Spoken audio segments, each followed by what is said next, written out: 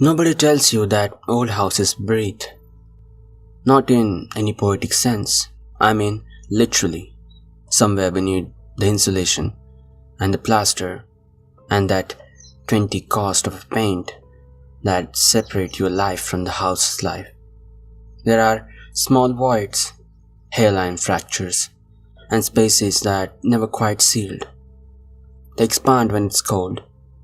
They contract when it's warm. And at night, when everything else is quiet, you hear it. A low, almost inaudible groan, a sound like something being pressed against from the other side. We moved into the Halverson house on the third Saturday of October. My wife, Mary, had wanted it the moment she saw the listing. I remember standing in the driveway, looking at the gabled roofline, the heavy timber farming, the way the front porch sagged very slightly on the left side, and thinking, this house has been waiting for a long time for someone to come back to it. I didn't mean that in any good way, but Mary had already walked inside. Ingrid, our daughter, was 6. She had been clutching a stuffed rabbit that she had since she was 2, a floppy grey thing she called Moosey, and she had gone in right behind Mary without looking at me at all. So I picked up the keys from the relator's lockbox and followed my family inside. The house had been built in 1937 by a man named Rolf Halverson, who had raised 4 children in it and then outlived them all by decades. The realtor, a thin woman named Britt, who kept smiling even when nothing called for it, told us this like it was a selling point. Real character, she said. A home with history. The ceilings were high, the baseboards were solid old plank. The kitchen still had its original deep porcelain sink, and the hardwood in the dining room had been refinished so many times it had a faint amber glow in the afternoon light, like something preserved in resin. I will say this honestly. For the first 3 weeks, the house felt fine. We unpacked. Ingrid started at the local school, walking the 4 blocks with Mary every morning, coming home smelling like fall air and cafeteria bread.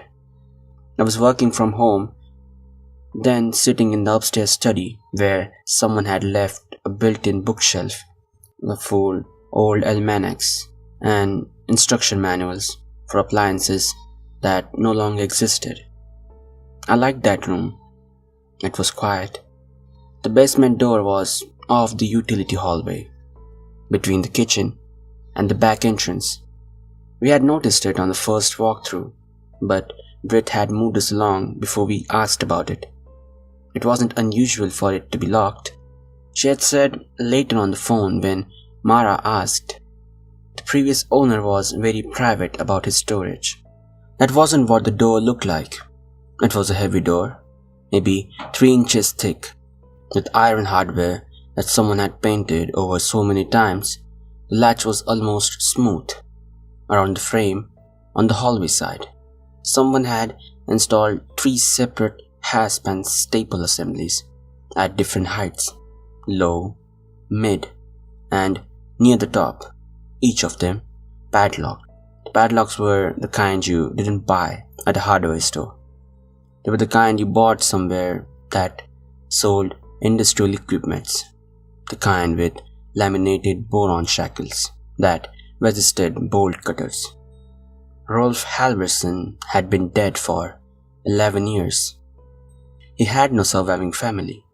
The estate had been handled by a solicitor officer in the city, and by the time we purchased the house, it had been empty for give and take 4 years. Mary wanted to get a locksmith in immediately. I wanted to wait. Not for any particular reason. I just felt, when I stood near the door, that whatever was behind it could stay there a little longer. I was aware of how irrational that was. I didn't say it out loud. We agreed to wait until the weekend. The knocking started on Tuesday. The first time I heard it, I was in bed, half asleep, and I incorporated it into whatever I was dreaming. It was 3 measured knocks, equally paced, coming from somewhere below the floor. I surfaced from sleep, lay there in the dark with Mary breathing steadily beside me, and heard nothing else. I told myself it was the pipes. Old houses have pipes, and the pipes make sounds. The second time was Thursday. I was awake, sitting at my desk, 11:40 at night, and from 2 floors directly below me came 3 knocks.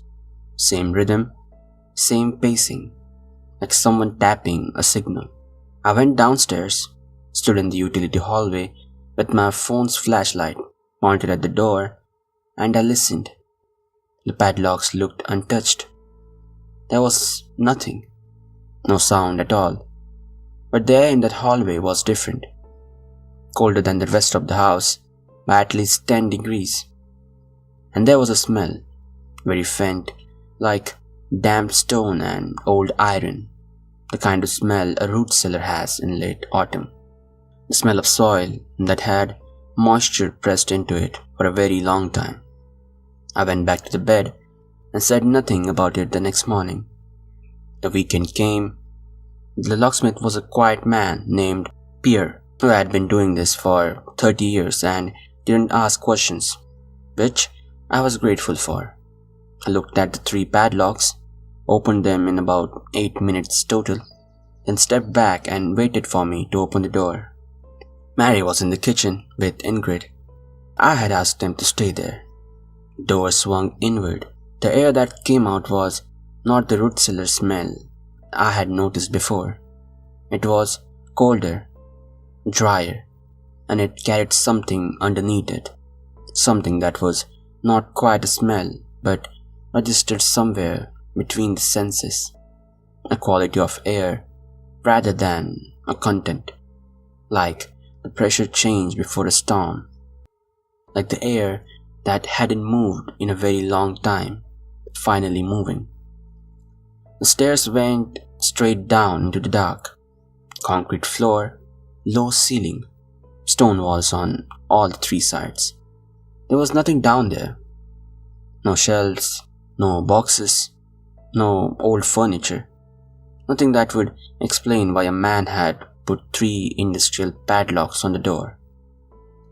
Except there was a journal on the floor, close to the base of the stairs, as if it had been left there on the way out. Mary read it first. She came out of the basement after 20 minutes with a book, with a look I didn't recognize on her face. Not fear exactly, more like someone who had found a letter from a version of themselves they didn't want to acknowledge. She set it on the kitchen table and poured herself a glass of water and stood at the sink for a long time without saying anything. The journal was old, not antique old, but late 90s old. The paper had yellowed unevenly. The handwriting inside was precise, masculine, the kind of handwriting that belonged to someone who had written by hand his whole life. Rolf Halverson's, we assumed. There were dates at the top of each entry, but the year was never written, just the month and the day. Most of it was ordinary. Notes about the house, the garden, complaint about the hardware store on Lingard's Alley raising its prices. A few entries about a neighbor who disliked. Ordinary old man, record keeping. And then, from the final third of the journal, every entry was about the basement. He hadn't written about what was in it. He had written about what wasn't. Nothing comes from the inside. He had written in an entry that appeared to be from April. I have checked every surface, every wall. The floor is solid concrete, sealed. There are no cracks, no gaps, no entry points. The sound does not originate inside.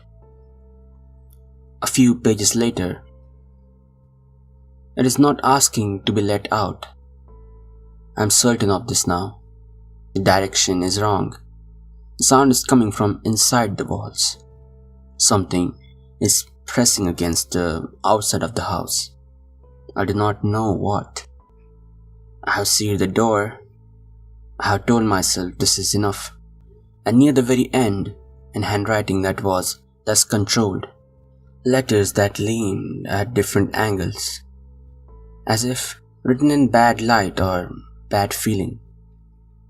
Do not think of it as something that wants to be inside. Do not think of it as an animal that can be kept out by locks. Think of it as something that is learning. And what it is learning is the difference between the wall and the door. Mary closed the journal and looked at me. "We should call someone," she said. "And say what?" She didn't answer. That was the Wednesday. 3 days later, Ingrid came into the kitchen while I was making coffee and sat down at the table and looked at her cereals in a thoughtful way that she sometimes had. She was a quiet kid, not shy. She had friends. She could be loud when she wanted to be, but she spent a lot of time in her own thoughts, and we had learned not to break that too quickly. "Who is down there?" she asked. I turned around the corner. "Down where, sweetheart?" "Below the floor." She poked at her cereals with her spoon. "They say they can hear us walking around. They say they don't want to bother anyone. They just want to know when someone is going to open the door." My stomach dropped in a slow, quiet way, the way a coin drops through a very cold water. "What floor?" I said, keeping my voice completely even. Ingrid looked up at me. She had Mary's grey eyes. "The other ones," she said. "The ones outside." I asked her when she had talked to them.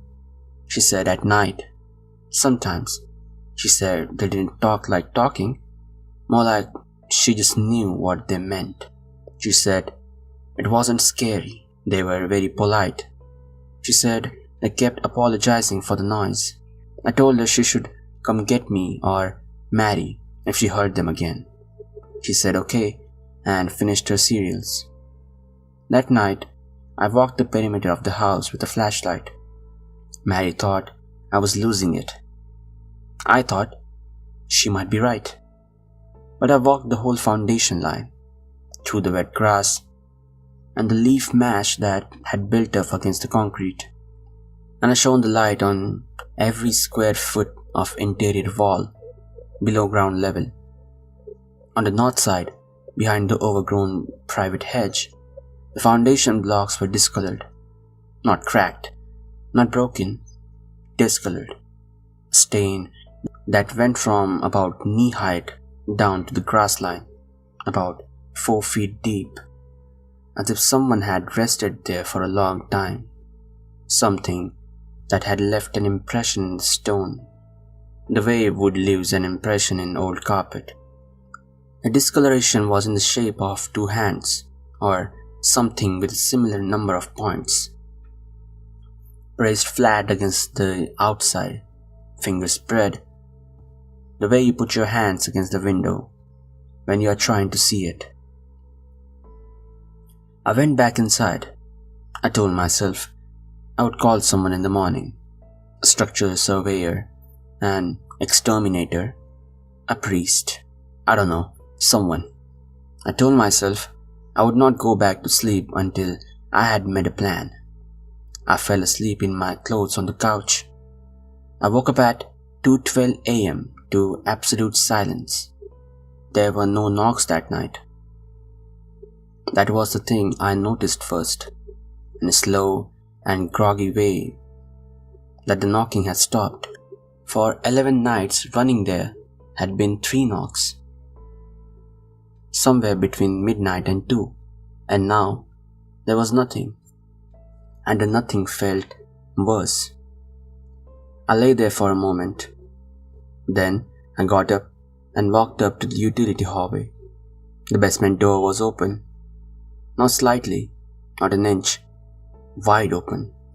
The way you leave a door when you have just walked through it and your hands are full. The dark of the stairway went down into more dark, and the air coming up from it was warm, not cold, the way it had been before, warm like breath. I stood at the top of the stairs for a long time without moving. I did not go down. I want to be clear about that. I stood at the threshold and looked into the dark below, and I listened. What I heard was exactly what Rolf Halverson had heard. Not a sound from inside, but a sound from outside, from beyond the walls. The low, slow suggestion of something moving along the foundation, something that had for 11 nights been knocking at the outside of the house and had finally found another way to ask. I closed the door. I held it shut with my body until Mary came downstairs at the sound of me standing there, and between us we pushed the couch in front of it. We sat on that couch until dawn came and the house filled with grey light, and Ingrid came downstairs with Musi under her arm, and the three of us drove to a hotel near the airport without packing a single bag. We have not been back. I still don't know what was in the journal. What I mean is, I don't know what it said. I read every word, but I don't know what Rolf Halverson understood that I don't. Because the entry before the last one, the one I keep coming back to, is only a single sentence. It has been here longer than the house. The house has been there since 1937. I don't know what was there before it. I'm not sure if I want to know. What I know is this. Ingrid hasn't mentioned them since. She sleeps fine in the hotel. She doesn't have nightmares. When I asked her, very carefully, one evening, when Mary was in the bath, whether she still heard the noises, she looked up from her drawing and said, "They're not there anymore." I asked her where they went. She thought about it for a second. "Inside," she said, and she went back to her drawing.